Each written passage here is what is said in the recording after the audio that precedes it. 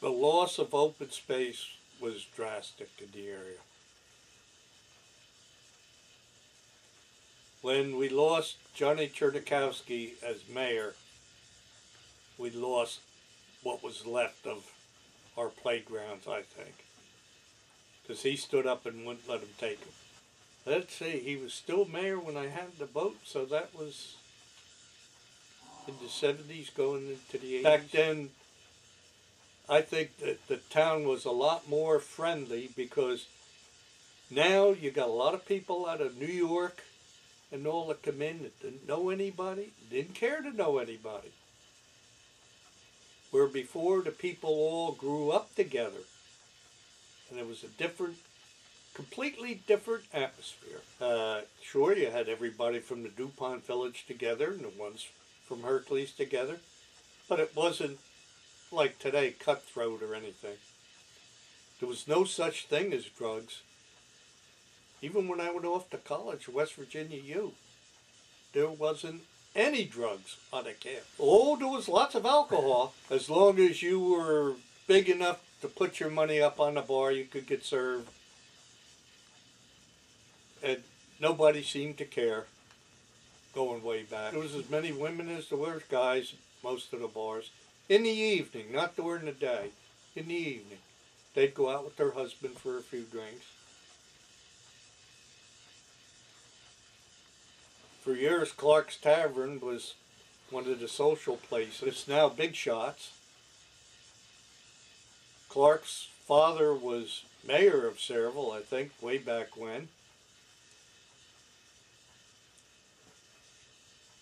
That's where I spent my youth, at the bar at Clark's.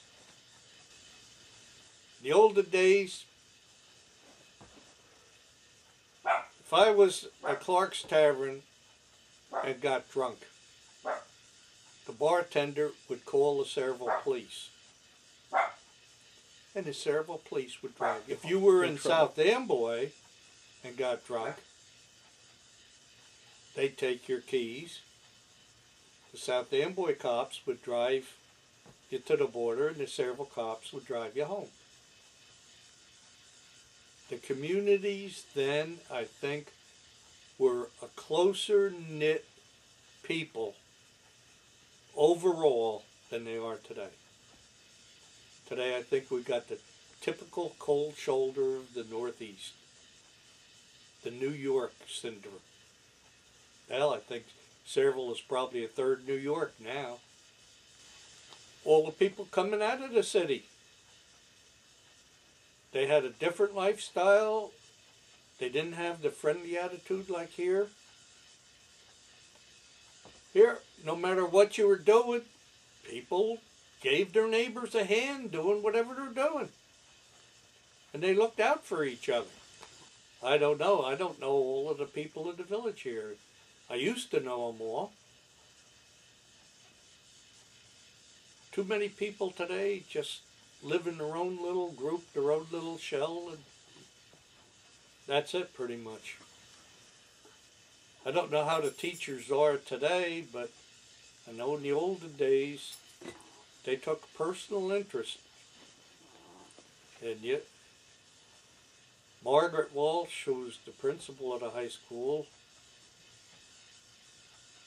I know she was responsible for a lot of guys going to college, including me.